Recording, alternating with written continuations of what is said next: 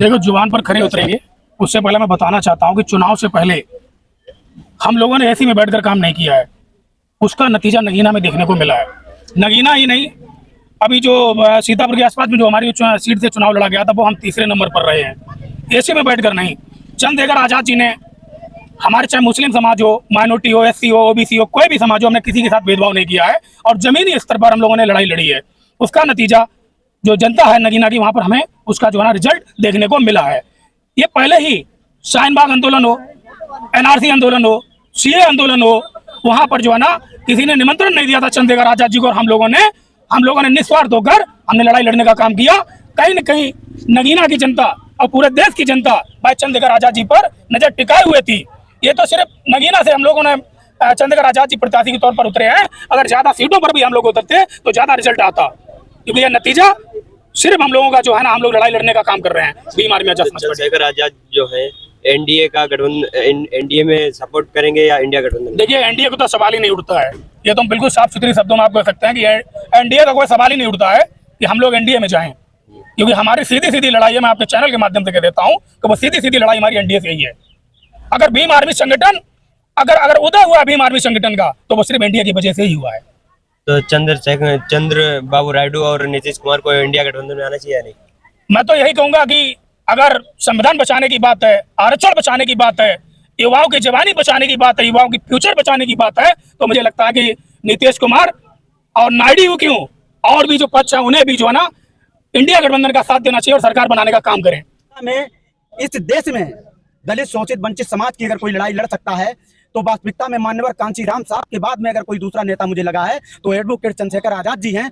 हम लोग यहाँ से गए थे, मैं 26 दिन नगीना में रह करके आया हूँ, और हमारी टीम भी कोई 4 दिन, कोई 7 दिन, कोई 5 दिन लगभग में रह करके आए हैं। और हम लोगों ने ये अंदाज कर लिया था कि हम लोग लगभग 1 लाख प्लस वोटों से 100% जीतेंगे। और ये जो जीत है, इसमें समाजवादी पार्टी ने भी हमारे साथ गठबंधन में प्रत्याशी दिया, कांग्रेस ने भी हमारे साथ कोई सहयोग नहीं किया, बहुजन समाज पार्टी ने भी प्रत्याशी दिया। ये किसी गठबंधन या उसकी जीत नहीं है, ये केवल और केवल भीम आर्मी आजाद समाज पार्टी के कार्यकर्ताओं और एडवोकेट चंद्रशेखर आजाद जी की जो मेहनत है, उसका नतीजा है कि भीम आर्मी और आजाद समाज पार्टी का दिया कभी अल्प नहीं होता, और जो बीच में टूट जाता है वो कभी संकल्प नहीं होता। और हार के बारे में कभी सोचना मत भाइयों, क्योंकि जीतने वालों का इस देश में कभी कोई विकल्प नहीं होता।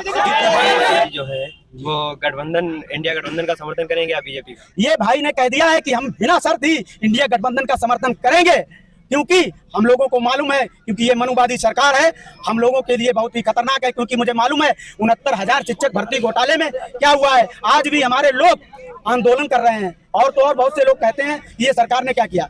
मणिपुर की घटना से पहले जब माननीय द्रौपदी मुर्मू राष्ट्रपति बनाया गया, महामहिम का पद है उनके पास में, तो लोग कहते थे वो एसटी समाज की महिला हैं। लेकिन जब मणिपुर में हमारी माताओं बहनों को निर्वस्त्र करके घुमाया गया और ऐसी घटना हुई, तो माननीय राष्ट्रपति जी जो है हमारी महामहिम, वो मणिपुर का मां बोलने को तैयार नहीं। तो चंद्रबाबू नायडू और नीतीश कुमार आ सकते हैं क्या? ऐसा है, कहीं ना कहीं चंद्रबाबू नायडू जो हैं, उन्हें ये खुद सोच लेना चाहिए कि भारतीय जनता पार्टी और उनके लोगों ने उनके साथ क्या किया है, और उन्हें ये सोचकर अपने दिल में रख करके ये फैसला लेना चाहिए कि हमारी अच्छाई कहां पर है और देश का हित कहां पर है, किसानों का हित कहां पर है, नौजवानों का हित कहां पर है, और तो और यहाँ पर रहने वाले जो लोग हैं, गरीब मजलूम और जो लोग हैं, उनका हित कहां पर है। कि जो एडवोकेट चंद्रशेखर आजाद जी को इतनी बड़ी जो जीत हुई है, इसके लिए मैं नगीना की आवाम का बहुत बहुत शुक्रिया अदा करता हूं, और मैं भीम आर्मी आजाद समाज पार्टी के सिपाहियों का बहुत बहुत धन्यवाद और आभार प्रकट करना चाहता हूं, जिन्होंने मेहनत जो जमीनी स्तर पर लड़ाई लड़कर जो सिद्ध किया है उन्होंने,